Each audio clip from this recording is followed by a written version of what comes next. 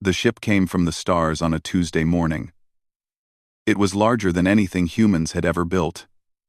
It hung above the Atlantic Ocean, like a metal mountain floating in the sky. Every television on Earth showed the same image. Every phone buzzed with the same alert. Humanity was not alone in the universe.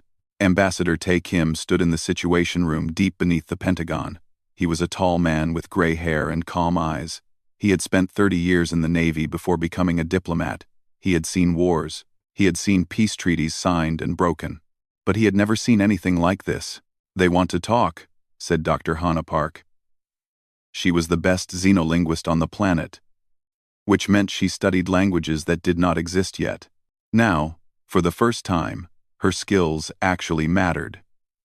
They sent a message in 47 different languages. They learned our languages just by listening to our radio signals. General Woo Sung stood by the window with his hands behind his back. He was a quiet man who spoke only when he had something important to say. "What do they want?" he asked. Hannah looked at her tablet. "They call themselves the Galactic Council. They say they represent 47 civilizations across the galaxy. They have maintained peace for 12,000 years. She paused. "They want us to join them." Tae Kim sat down slowly. "That sounds like good news." "It does," Hannah agreed. "But I have read their message very carefully. There are conditions." The room went silent. Tae Kim looked at her and waited. "First, we must reduce our military fleet by 40%. They say this is for galactic safety." Hannah scrolled through her tablet. "Second, we must accept trade restrictions. We cannot sell certain technologies. We cannot buy others without permission. Third, we must allow them to build monitoring stations on Earth. They say this is to help us transition into galactic society." General Woo Sung turned from the window. His face was hard. "Monitoring stations, on our planet." "Yes," Hannah said. Tae Kim rubbed his chin.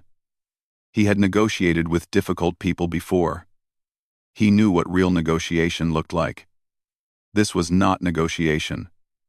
This was a list of demands, wrapped in pretty words. "What happens if we say no?" he asked. Hannah shook her head. "The message does not say. But it mentions that every species who has joined the Council has found peace and prosperity. It says that species who remain outside the Council often face difficulties." "Difficulties," General Woo Sung repeated. "That is a threat." Tae Kim stood up and walked to the large screen on the wall. The alien ship still floated above the ocean. It had not moved for 6 hours. It was waiting. "Dr. Park," he said, "I want you to research every species that has joined this council. Find out what happened to them after they negotiated." Hannah nodded and left the room. 3 days passed. The alien ship waited. The world held its breath. News channels talked about nothing else. Some people celebrated. They said this was the greatest moment in human history. Others built shelters and bought guns. They trusted nothing that came from the sky. Tae Kim barely slept. He read reports. He attended meetings. He spoke with leaders from every nation. Everyone wanted to know the same thing. What should humanity do? On the 4th day, Hannah Park came to him with her findings. Her face was pale. She put a folder on his desk. "I found records," she said. "The Council keeps detailed histories of every species that has joined them. It took time to decode, but I managed." Tae Kim opened the folder. Inside were charts, graphs, and translated documents. He read slowly. With each page, his expression grew darker. "Every species that negotiated with the Council lost something," Hannah explained. "At first, it was small things. Military reductions, trade limits. Then it grew. The monitoring stations became control stations. The trade restrictions became total economic dependence. Within 2 generations, every species that joined the Council had no real power left. They became servants in everything but name." Tae Kim closed the folder. He sat in silence for a long moment. "They do not want partners," he said finally. "They want subjects." Yes, Hana agreed. The negotiation is not real. The conditions are just the beginning. Once we agree to anything, they will ask for more. And more. Until we have nothing left. Tae Kim looked out his window at the sky. Somewhere up there, the alien ship waited. Its leaders probably expected humanity to be grateful. They probably expected humans to bow and say thank you for the chance to serve. They did not understand humans at all. That evening, Tae Kim called a secret meeting. Only 12 people attended. They were the most powerful leaders on Earth. Presidents, prime ministers, generals, and scientists. They sat around a table and listened as Tae Kim explained what Hana had discovered. The room erupted in argument. Some said they should negotiate anyway. Perhaps they could get better terms. Perhaps the council would be reasonable. Others said they should fight. Build weapons. Prepare for war. Tae Kim waited until everyone had spoken. Then he stood up. We cannot negotiate, he said. Negotiation is surrender in slow motion. If we agree to their first demand, we will agree to their second, and their third, until our grandchildren live on a planet that belongs to someone else. Then what do we do? Asked the President of the United States. Tae Kim looked around the table. We say no. We decline. And we prepare for whatever comes next. The vote was taken. It was not unanimous, but it was enough. Humanity would not negotiate. The next morning, Tae Kim put on his best suit. He walked into the communications center where a direct link to the alien ship had been established. Hana Park stood beside him. General Woo Sung watched from the corner. The screen flickered. An alien face appeared.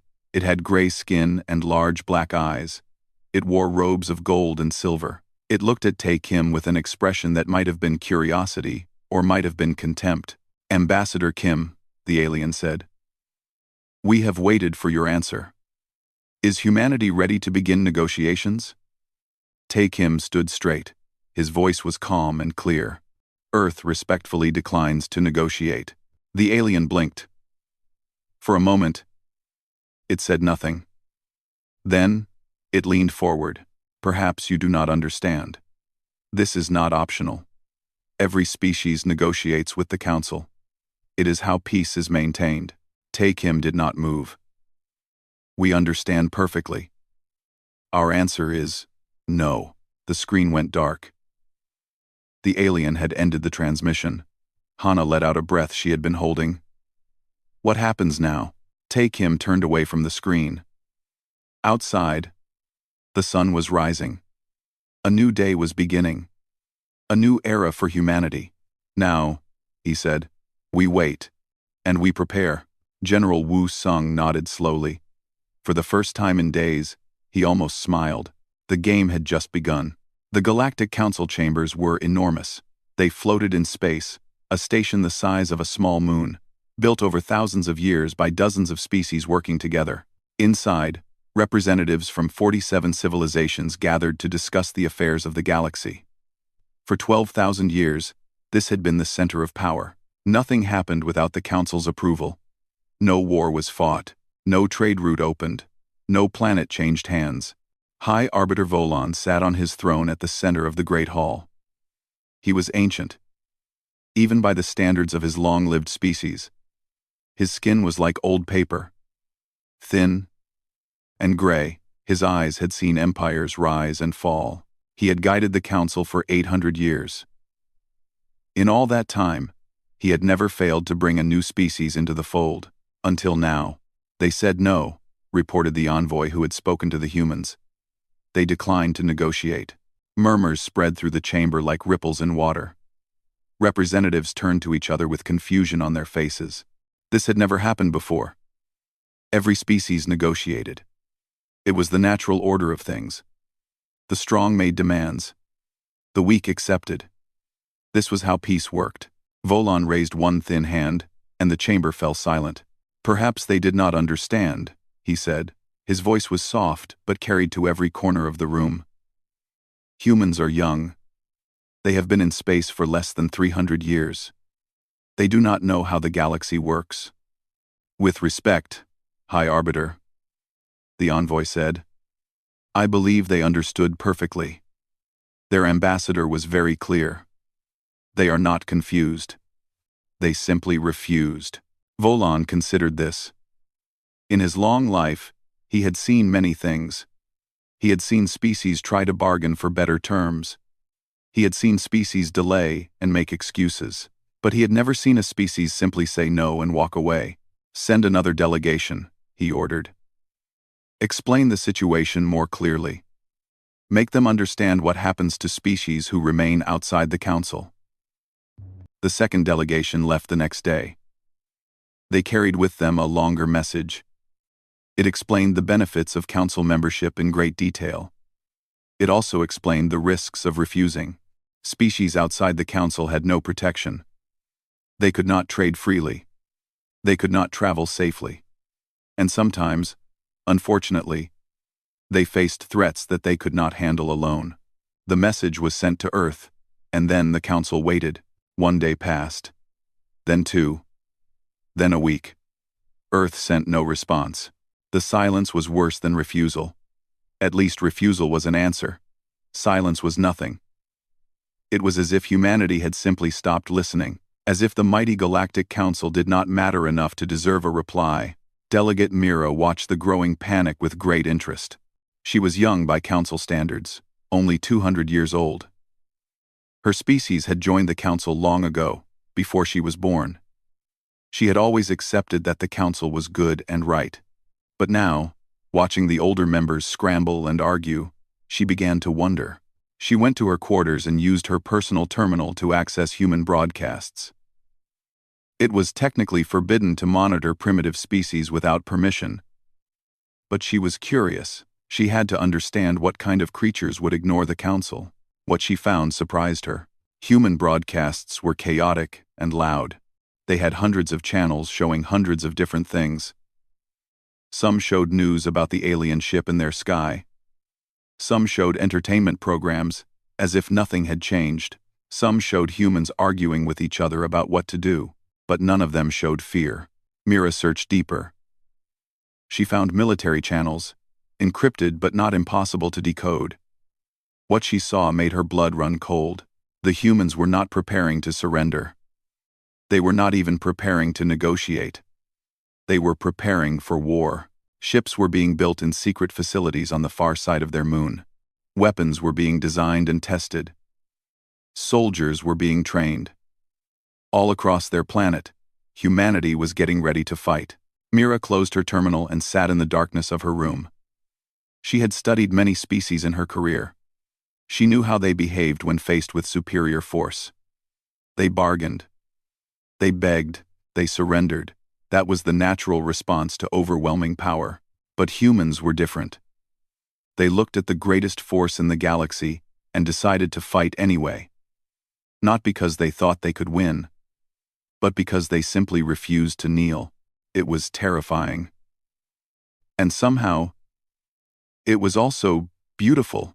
Meanwhile, Commander Jia Li stood on the bridge of the USS Resolve, the largest warship humanity had ever built. It floated in the shadow of Mars, hidden from alien sensors by the planet's mass. Around it, 200 other ships waited in silence. "Any word from Earth?" Jia asked. "Nothing new, Commander," her communications officer replied. "The Council sent another message. Command says we should continue ignoring it." Jia nodded. She was a practical woman. She did not waste energy on things she could not control. Her job was simple. If the aliens attacked, she would fight. If they did not attack, she would wait. Either way, she was ready. She looked out the viewport at the stars. Somewhere out there, the Galactic Council was probably going crazy. She almost smiled at the thought. Back in the council chambers, the panic had grown worse. A week of silence had become a month. Representatives demanded answers. Some wanted to send a fleet to Earth immediately. Others counseled patience. Still others suggested that perhaps humanity was right to refuse. Perhaps the Council's methods were wrong. This last group was small and quickly silenced. But their words planted seeds of doubt in many minds. High Arbiter Volan called an emergency session. The Great Hall filled with thousands of delegates, all of them talking at once. Volan had to strike his staff against the floor 3 times before they fell silent. "We face an unprecedented situation," he admitted. "A young species has refused to negotiate and now ignores our communications entirely. Some of you are afraid. Some of you are angry. I understand these feelings. Where?" He paused and looked around the chamber. "But we must not overreact. Humanity is small. They have 1 planet, a few colonies, and a limited fleet. They cannot threaten us. Their defiance is foolish. Nothing more. In time, they will learn. In time, they will come to us and beg for the chance to negotiate." The chamber murmured in agreement. Yes, that made sense. Humanity would come around. They always did. But Delegate Mira was not so sure. She had seen the human broadcasts. She had seen their eyes. There was something in those eyes that she had never seen in any other species. They were not afraid. Humans looked at the vast power of the Galactic Council, at the fleets of thousands of ships, and the armies of millions of soldiers, and they felt no fear. They felt something else, something that Mira could not name but recognized as dangerous. After the session ended, she approached High Arbiter Volan in his private chambers. "Arbiter," she said carefully, "I have been studying the humans. I think we may be making a mistake." Volan looked at her with ancient eyes. "What kind of mistake?" "We assume they will surrender because everyone surrenders. But what if they are different? What if they would rather die than submit? How do we negotiate with a species that does not fear death?" Volan was silent for a long moment. Then he shook his head. "Every species fears death," he said. "Every species wants to survive. The humans are young and foolish, but they will learn. Give them time." Mira bowed and left. But she could not shake the feeling that Volan was wrong, that they were all wrong, that something was coming that the Council had never faced before. In his chambers, alone in the darkness, Volan stared at the silent communication screen. He had dismissed Mira's concerns, but they echoed in his mind. What manner of creatures were these humans? And what would happen when they finally answered? Archivist Bellon had served the Council for 300 years. His job was simple. He studied species. He learned their histories, their cultures, their strengths and weaknesses. When the Council needed to understand a new civilization, they called Bellon. Now they had called him again. "Find out everything about the humans," High Arbiter Volan had ordered. "Find their weaknesses. Find what they fear. Find how to make them negotiate." Bellon had accepted the task with confidence. Every species had weaknesses. Every species had fears. It was just a matter of finding them. He began his research with the basics: human biology, human society, human technology. The information was easy to gather. Humans broadcast everything about themselves into space without any protection. They were either very trusting or very foolish. But as Bellon dug deeper, his confidence began to fade. The first thing he noticed was their planet.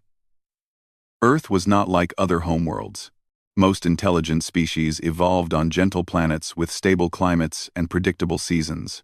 Earth was different. It had earthquakes, volcanoes, hurricanes, floods, and droughts. Its temperature swung between burning heat and freezing cold. Its oceans were filled with predators.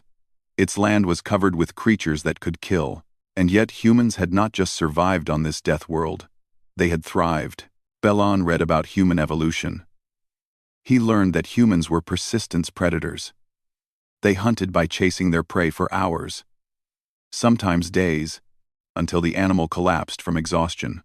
While other predators relied on speed or strength, humans relied on endurance. They simply never stopped. This was disturbing, but it was only the beginning. Bellon studied human history next. What he found made him want to stop reading. But he forced himself to continue.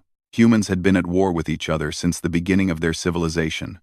They had fought over land, over resources, over ideas, over gods. They had invented weapons of terrible power and used them against each other. They had killed millions of their own kind. Not once, but again and again throughout their history. 2 great wars had engulfed their entire planet within 30 years of each other. The second one ended when humans created a weapon that could destroy whole cities in a single flash of light. And then, instead of being horrified by what they had done, they built more of these weapons. Thousands of them. Enough to destroy their world many times over. Bellin sat back from his terminal and tried to understand. What kind of species created weapons capable of ending their own existence? What kind of species looked at total destruction and said, "Yes, we want more of this?" He continued reading. He learned about human diseases, plagues that had killed half their population, viruses that swept across continents. And each time, humans had survived. They adapted. They fought back.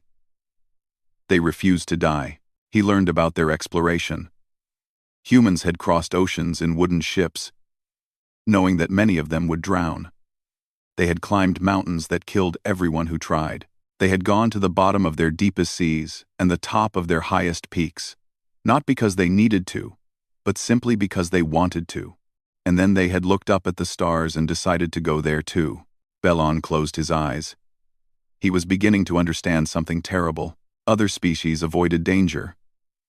They evolved to be careful, cautious, afraid. Fear kept them alive. Fear made them negotiate with stronger powers, rather than fight. But humans had evolved differently. They had evolved on a world that was trying to kill them every day. They had learned that fear was not enough. If they wanted to survive, they had to fight. They had to be aggressive, creative, relentless. Fear did not stop humans. Fear made them angry. Lieutenant Yuna Cho sat in the tactical center of the USS Resolve, running battle simulations. She was young, only 28 years old, but she was already the best tactical officer in the fleet. Her mind worked differently than most people. She could see patterns that others missed. She could predict what enemies would do before they did it. Now she was trying to predict what the aliens would do. "Run Simulation 47, she ordered. The computer generated a battle scenario. 500 alien ships against Earth's known fleet. The result was the same as always. Earth lost. But Yuna was not looking at Earth's known fleet. She was looking at the hidden fleet, the 2,000 ships that had been built in secret over the past decade, hidden in the asteroid belt where no alien sensor could find them. "Run Simulation 47 with full fleet deployment," she said. The computer ran the numbers again. This time, the result was different. Yuna smiled. It was not a pleasant smile. It was the smile of a predator who had just spotted her prey. She picked up her communicator. "Commander Lee, I have the projections you requested. I think you'll want to see them." Back at the council station, Archivist Bellin had completed his report. He stood before the full council, his hands shaking slightly. He had never been afraid to present his findings before, but this time was different. "Honored delegates," he began, "I have studied the humans as commanded. I have learned their history, their biology, their culture. I have searched for weaknesses we might exploit." He paused. "I found none." The chamber erupted in shocked murmurs. High Arbiter Volon raised his hand for silence. "Explain," he commanded. Bellin took a deep breath. Humans evolved on a world that would kill most intelligent species within a generation. They survived by becoming the most dangerous predators on their planet. They hunted not with claws or fangs, but with endurance and intelligence. They simply never stopped chasing their prey. He changed the display to show human history. Images of wars, plagues, and disasters filled the screens. In their short history, humans have faced extinction many times. Diseases killed millions of them. Wars killed millions more. They have survived ice ages, asteroid impacts, and weapons of their own creation that could destroy their world. He looked around the chamber. And they are still here. Not because they are strong, or fast, or powerful, but because they refuse to die. Delegate Mira leaned forward. "What about their military capabilities?" Bellin's expression grew darker. "Their entertainment glorifies combat. Their children play games about war. Their greatest heroes are warriors and soldiers. Fighting is not something humans do reluctantly. It is something they enjoy." The chamber had grown very quiet. I asked myself why they refused to negotiate, Bellon continued. At first, I thought it was ignorance or arrogance. Now I understand. They refused because they genuinely believe they can win, not because they are foolish, but because they have won against impossible odds so many times before. He turned off the display and faced the council directly. They are not declining negotiation out of ignorance. They are declining because they do not fear us. They look at our fleets and our armies and see nothing that frightens them. They have faced worse and survived. High Arbiter Volan spoke, his voice strained. Then what do you suggest we do? Bellon was quiet for a long moment. When he spoke, his voice was barely a whisper. I suggest we leave them alone. I suggest we pretend we never found them. Because if we fight them, we might win. But the cost will be higher than anything we have ever paid. And even if we destroy them completely, I believe they will find a way to hurt us first. That is simply what they are. They are survivors. And survivors do not go quietly. The council sat in stunned silence. Secretary Dae Hyun stood in the command center on Earth, watching the latest intelligence reports. The aliens were arguing among themselves. Good. Arguments meant delay. Delay meant more time to prepare. He turned to General Wu Sung. How long until the hidden fleet is fully operational? First, 3 weeks, the general replied. Maybe less if we push the cruise. Dae Hyun nodded. He had been a combat medic before becoming a politician. He had seen what humans could do when pushed to their limits. He had seen soldiers fight with broken bones and torn muscles. He had seen wounded men crawl through fire to save their friends. The aliens had no idea what was coming.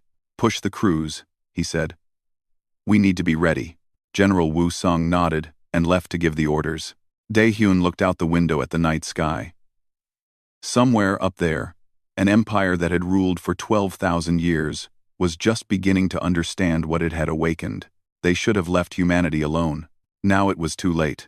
The Galactic Council was breaking apart. For 12,000 years, the Council had maintained perfect unity. When they made a decision, every member followed.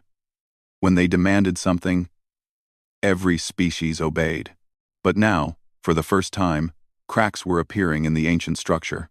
It started with arguments. Representatives who had never disagreed began shouting at each other across the chamber floor. Some demanded immediate military action against Earth. Others said they should wait and watch. Still others whispered that perhaps the humans were right. Perhaps the Council's way of doing things was wrong. High Arbiter Volan watched his perfect order crumble with growing horror. He had built this system. He had maintained it for 8 centuries. And now one small species from one small planet was destroying everything. We must act, declared Councillor Thren, a representative from a species that had joined the Council 5,000 years ago. Every day we wait. The humans grow stronger. Every day we argue.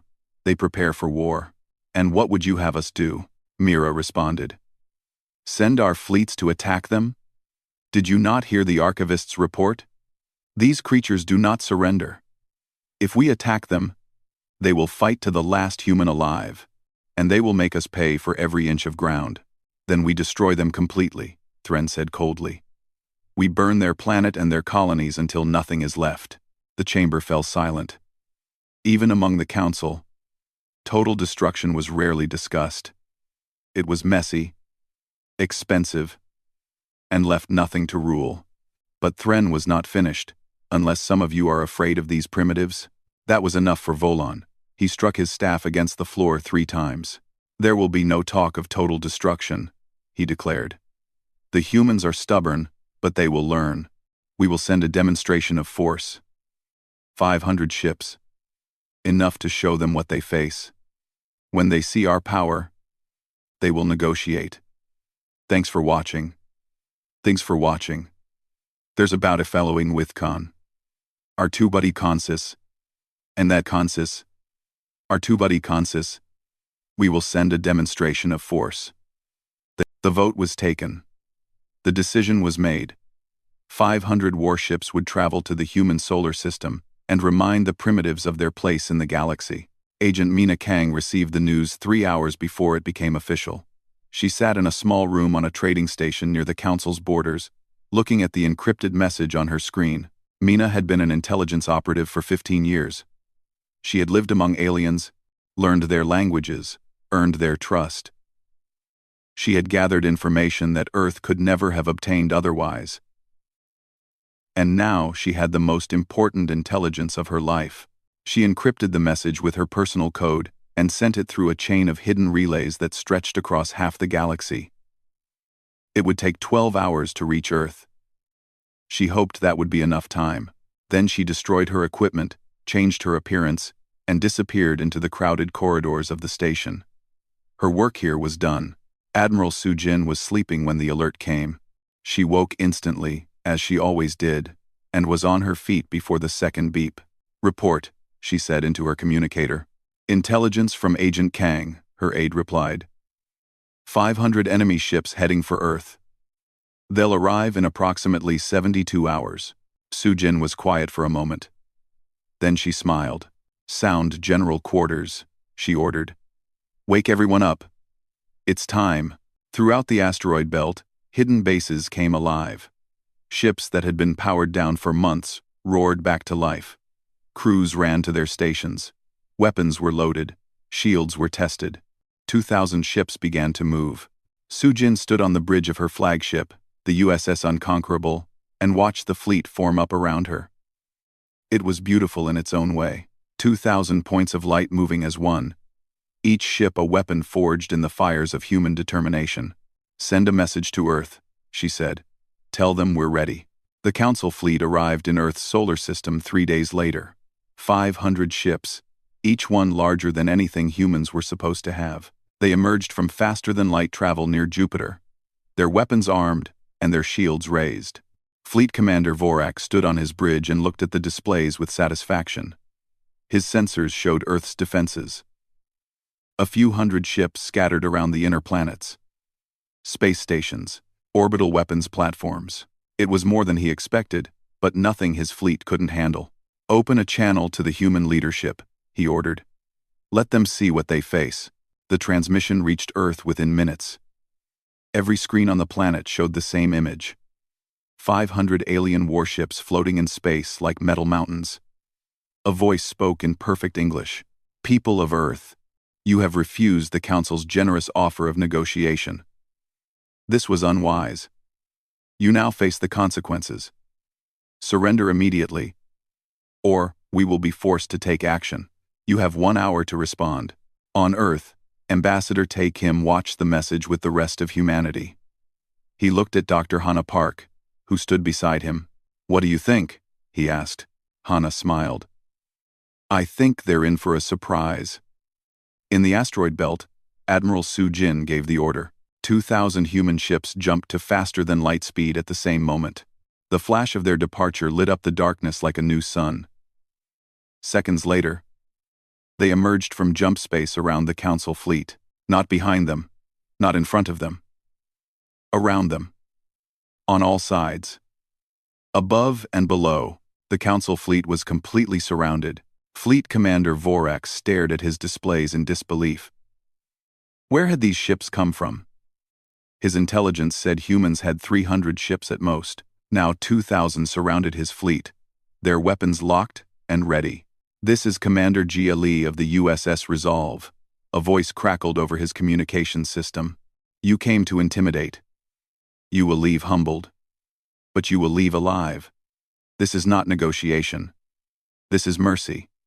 You have 5 minutes to withdraw from this solar system. After that, we will open fire." Vorak's hands trembled. He had commanded fleets for 200 years. He had never lost a battle. But he had also never faced odds like this. His ships were good, but they could not fight 4-1 and win. "Commander," his tactical officer said quietly, "what are your orders?" Vorak looked at the displays. Human ships surrounded his fleet like wolves around a wounded animal. Their weapons were armed. Their shields were raised. They were ready to fight. But they had not fired. They were offering him a chance to leave. He thought about his orders. He thought about the Council. He thought about his career and his honor. Then he thought about the crews of his 500 ships, the thousands of lives that depended on his decision. "Withdraw," he ordered. "All ships, fall back." The Council fleet turned and jumped away. They left behind nothing but empty space and the echo of their humiliation.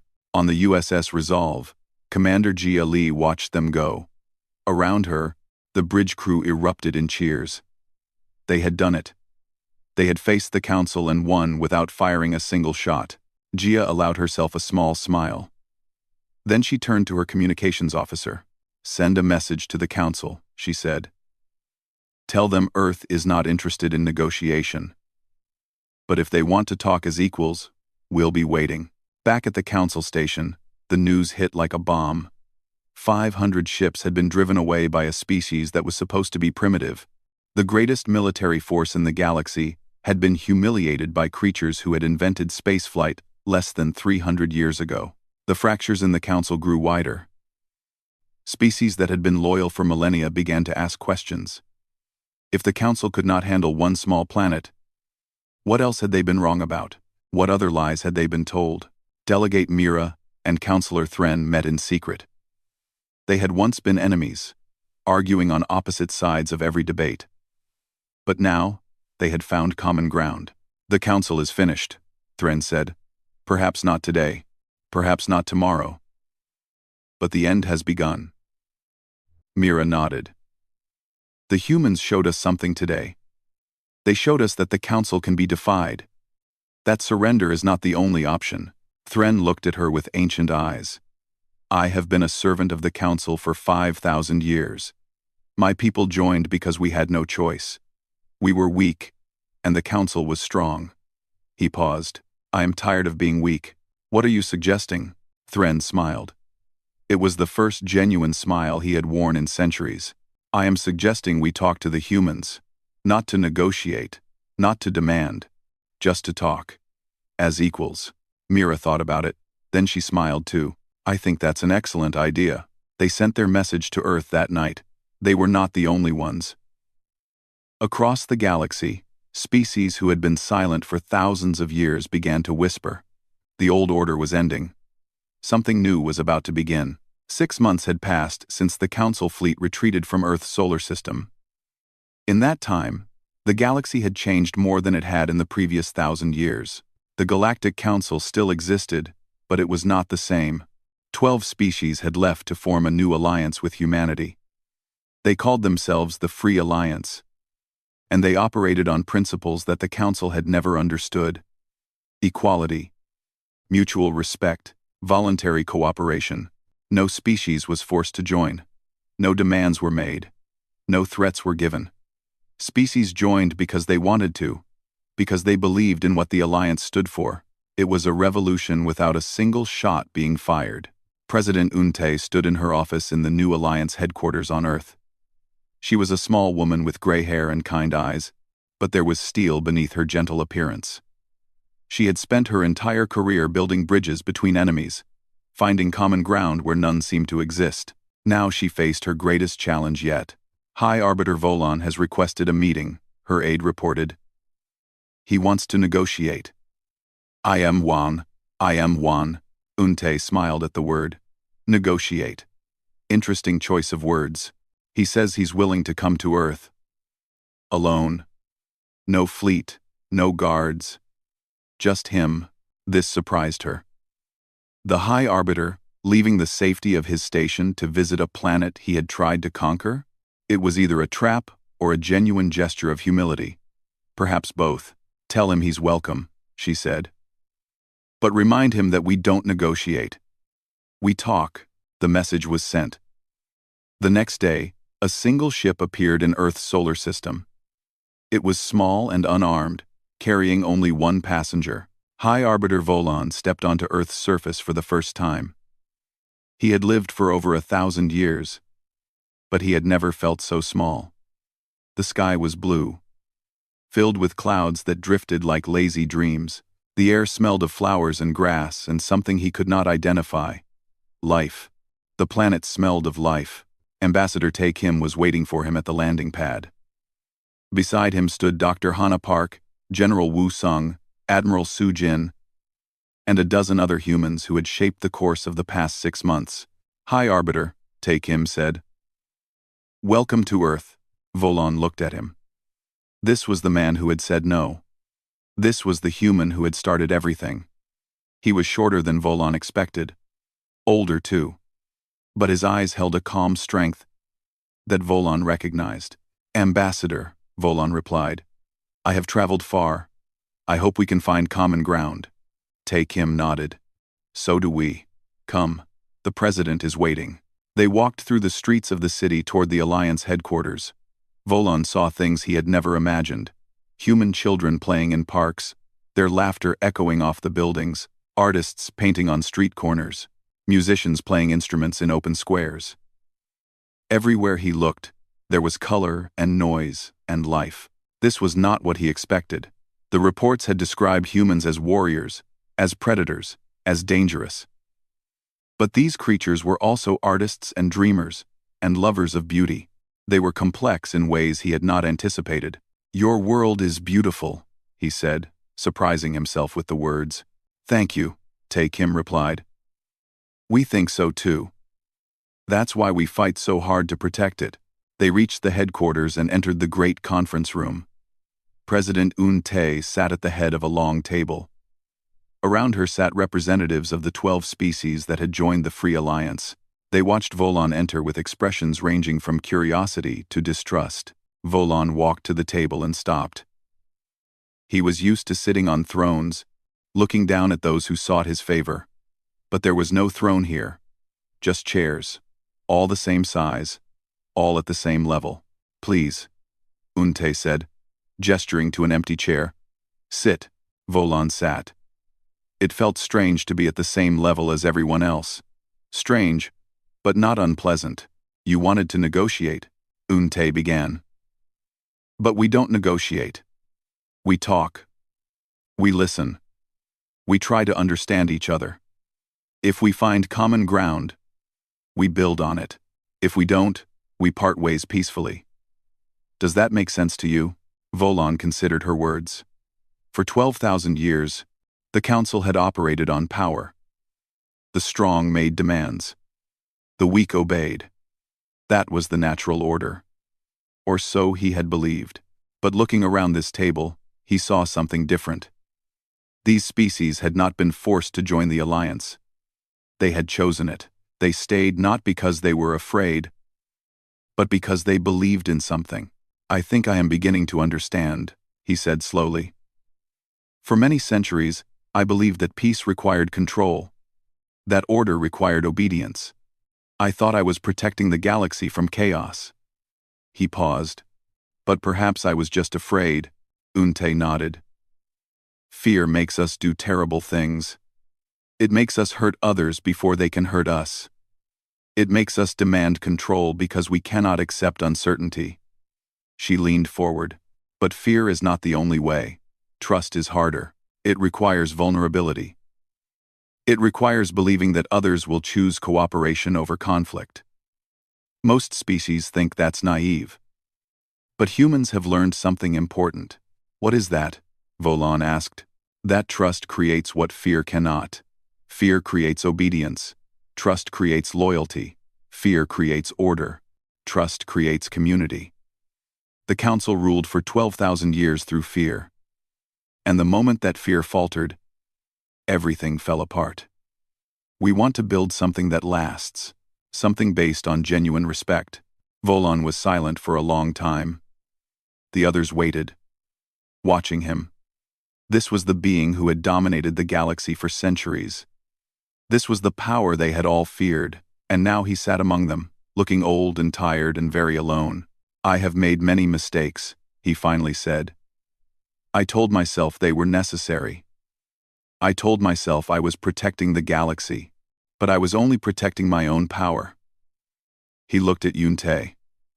"I cannot undo what I have done. But perhaps I can help build something better." Un-tae smiled. It was a warm smile, without judgment or triumph. "That's all we ask. Not perfection. Just effort. Just willingness to try." She stood and extended her hand across the table. Volan looked at it, not understanding the gesture. It's called a handshake, she explained. It's how humans greet friends and seal agreements. It means trust. Volan hesitated. Then, slowly, he reached out and took her hand. Her grip was firm and warm. Around the table, the representatives of 12 species watched as the most powerful being in the galaxy shook hands with a human. It was a small gesture. But small gestures sometimes changed everything. Later that day, Ambassador Tae Kim stood at a window in the Alliance headquarters. Below, the city spread out in all directions, full of life and movement. In the distance, he could see a park where human children played alongside children from 3 different alien species. They ran and laughed together, not caring about the differences between them. Dr. Hannah Park joined him at the window. "Do you think they finally understand us?" she asked. Tae Kim watched the children play. He thought about everything that had happened. The invitation, the refusal, the silence, the confrontation, and now this strange, fragile peace. "No," he said. "But they're learning. That's enough." Hannah nodded. "What happens now?" "Now we build. Not an empire, not a council. Something new. Something based on the idea that every species has value. That cooperation beats domination. That trust is stronger than fear." He smiled. "It won't be easy. There will be setbacks. There will be failures. But we'll keep trying. That's what humans do. And if it doesn't work," Tae Kim looked at her, "then we'll try something else. We'll adapt. We'll learn. We'll keep going until we get it right." He turned back to the window. "That's the thing about humans. We never give up. We never stop. We face impossible odds and we say, so what? We fail and we try again. We lose everything, and we rebuild." Below, the alien children were teaching the human children a game from their world. The humans were terrible at it, stumbling and falling and laughing at themselves. But they kept trying. "They expected us to kneel," Tae Kim said softly. "They never imagined we would stand." The sun was setting over the city, painting the sky in shades of orange and gold. Tomorrow would bring new challenges, new problems, new opportunities to fail or succeed. But tonight, there was peace. Tonight, children of different worlds played together under an alien sun. Tonight, old enemies sat at the same table and tried to understand each other. It was not perfect. It would never be perfect. But it was a beginning. And for humanity, beginnings were everything. In the park below, a human child fell while trying to learn the alien game. An alien child helped her up. They looked at each other, 2 beings from opposite ends of the galaxy, and they smiled. The future had arrived, and it was better than anyone had dared to hope.